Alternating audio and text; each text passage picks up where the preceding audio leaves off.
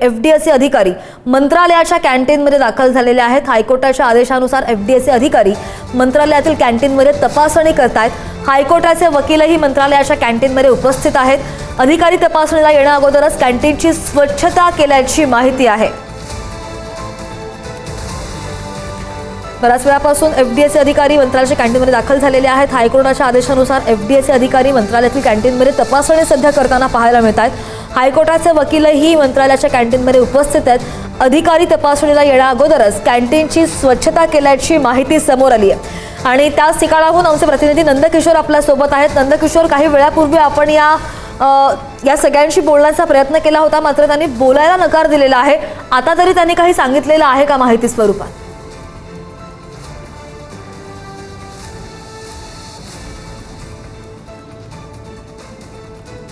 नंदकिशोर यांच्याकडून आपण ताजे अपडेट घेण्याचा प्रयत्न करूया। मात्र सध्या ही दृश्य आपण पाहतोय मंत्रालयाच्या कॅन्टीनमधून एफडीएचे अधिकारी आहेत जे तपासणी करतायत कॅन्टीनची।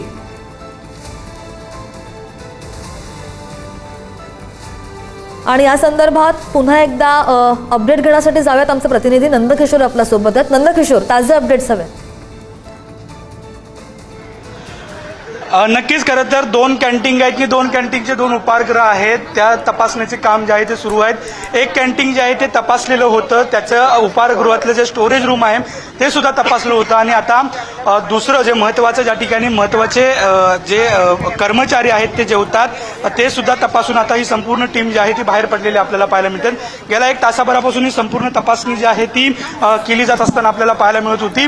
खरं तर एफडीएचे अधिकारी सोबतच कोर्टाचे 4 वकील जे आहेत ते खरं तर या ठिकाणी येऊन संपूर्ण जी परिस्थिती आहे त्याचा आढावा जो आहे तो घेतला जात असलेला आपल्याला पाहायला मिळत आहे। तो एक संपूर्ण एक अहवाल तयार केला जाईल। अहवाल खरं तर 3 वाजेपर्यंत जो आहे तो कोर्टामध्ये सादर केला जाईल। चाकूपासून खरं तर संपूर्णच गोष्टींची जी तपासणी आहे ती सध्या केलेली आपल्याला पाहायला मिळत होती आणि एकंदरीत जर पाहायला गेलं तर या संपूर्णच परिसरात कोणतीही त्रुटी आहे का याची तपासणी जी आहे ती केली जात होती। सध्या ही संपूर्ण टीम जी आहे ती बाहेर गेलेली आपल्याला पाहायला मिळते। एक अहवाल तयार केला जाईल आणि अहवाल जो आहे तो कोर्टासमोर मांडला जाईल। मात्र प्रामुख्याने जर पाहायला गेलं तर पहिल्या कॅन्टीन मधले उपाहारगृह आणि त्याचं कॅन्टीन म्हणजे ज्या ठिकाणी स्वयंपाक बनवला जातो, फ्रीज असू दे, संपूर्ण गोष्टींची जी आहे ती तपासणी केली गेलेली होती। त्याच्यानंतर त्याचं स्टोरेज जे आहे ते तपासलेलं होतं। दुसऱ्या कॅन्टीन मधले सुद्धा ज्या ठिकाणी टेबलवरती बसतात, ज्या फरशी ज्या ठिकाणी आहे त्याचं किंवा ज्या ठिकाणी भांडी घासतात किंवा ज्या ठिकाणी स्वयंपाक बनवतात या संपूर्णच परिसराचा जी तपासणी आहे ती या पथकाने केलेली आपल्याला पाहायला मिळते। प्रामुख्याने काही ठिकाणी ज्या माश्या आहेत त्या आढळलेल्या होत्या, आपल्या सुद्धा कॅमेऱ्यात ते काहीच झालेलं आहे, त्यामुळे रिपोर्ट नेमका काय येतो हे सुद्धा पाहणं महत्त्वाचं आहे। मात्र ज्या वेळेला कोर्टात सुनावणी सुरू होती त्यावेळेला सरकारी वकिलांनी 98% संपूर्ण मंत्रालयाचं उपाहारगृह म्हणजे जी कॅन्टीन आहे ती स्वच्छ असल्याचा दावा जो आहे तो केलेला होता। 98% म्हणजे कोर्टाने सुद्धा खरं तर हास्यास्पद जो आहे ती टिप्पणी केलेली आहे। एवढं मोठं कॅन्टीन आहे, एवढं मोठं मंत्रालयाचं कॅन्टीन आहे आणि त्याच्यात एक सुद्धा माशी कशी काय सापडत नाही, अशा पद्धतीची टिप्पणी जी आहे ती खरं तर अशा पद्धतीची टिप्पणी जी आहे ती केलेली होती आणि हे संपूर्णच 4 वकील ज्यांची आहे ती नेमणूक केलेली होती, काही एफडीएचे अधिकारी, या सगळ्यांनी मिळून पुन्हा एकदा तुम्ही मंत्रालयात जावा आणि कोणती जर त्रुटी आढळली तर तुमच्यावरती कायदेशीर कारवाई केली जाईल, अशा पद्धतीचे सुद्धा निर्देश जे आहेत ते कोर्टाने दिलेले पाहायला मिळतात। सध्या तपासणी करून हे संपूर्ण वकील जे आहेत किंवा अधिकारी जे आहेत ते बाहेर आलेले आहेत आणि त्यांची जी चर्चा आहे ती खरं तर मंत्रालयाच्या बाहेरच्या गेटवरती सध्या सुरू असलेली आपल्याला पाहायला मिळते। दोन्हीही कॅन्टीनची जी तपासणी आहे ती करण्यात आलेली पाहायला मिळते आणि आता ही संपूर्ण टीम जी आहे ती खरं तर स्टोरेज रूम ज्या ठिकाणी आहे त्या ठिकाणी जात असलेली आपल्याला पाहायला मिळते। दुसऱ्या बाजूला जर पाहायला गेलं तर नेमका अहवालात काय म्हटलं जाणार किंवा 3 वाजता पुन्हा हिअरिंग आहे, त्या हिअरिंगमध्ये काय म्हटलं जाणार हे पाहणं महत्त्वाचं असणारच आहे। मात्र सध्या ही संपूर्ण टीम जी आहे ती चाललेली आपल्याला पाहायला मिळते। दुसऱ्या बाजूला खरं तर तुम्ही प्रायव्हेट आस्थापनांवरती कारवाई करता, त्याचे व्हिडिओ जे आहे तुम्ही बाहेर आणता, मात्र तुम्ही तुम्ही सरकारी आस्थापनांवरती कॅन्टीनवरती कारवाई का करत नाही, अशा पद्धतीची विचारणा जी आहे ती काही दिवसापूर्वी कोर्टाने सुद्धा केलेली होती।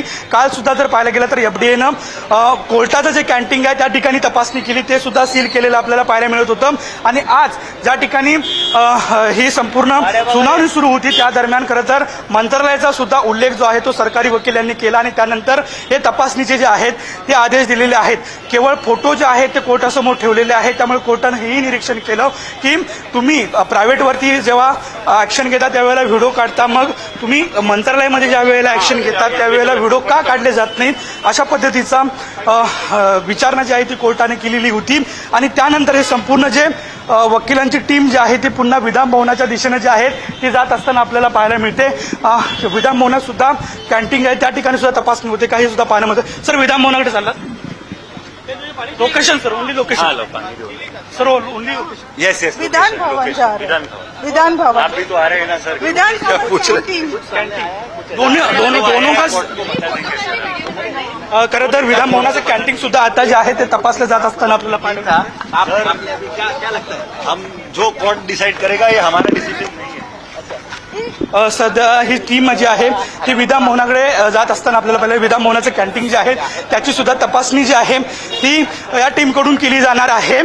त्यामुळे संपूर्ण सरकारी आस्थापनांची तपासणी जी आहे ती होते अशा पद्धतीचं चित्र आहे. मंत्रालय जवळपास 1 तास ही संपूर्ण तपासणी सुरू होती. खरं तर केवळ 98% म्हणजे 2% कमी एवढे कॅन्टीन स्वच्छ आहे का असा प्रश्न जो आहे. कुछ नहीं मालूम है. आपण त्यांची प्रतिक्रिया घ्यायचा प्रयत्न करतो नंदकिशोर, मात्र प्रतिक्रिया द्यायला नकार देत आहेत. 2 ते 3 वेळा प्रयत्न केला आपण. ठीक आहे, या सगळ्या संदर्भातले ताजे अपडेट आपण वेळोवेळी जाणून घेत राहणार आहोत. याकडे लक्ष असेल. नंदकिशोर, धन्यवाद सध्या दिलेल्या सगळ्या माहितीसाठी.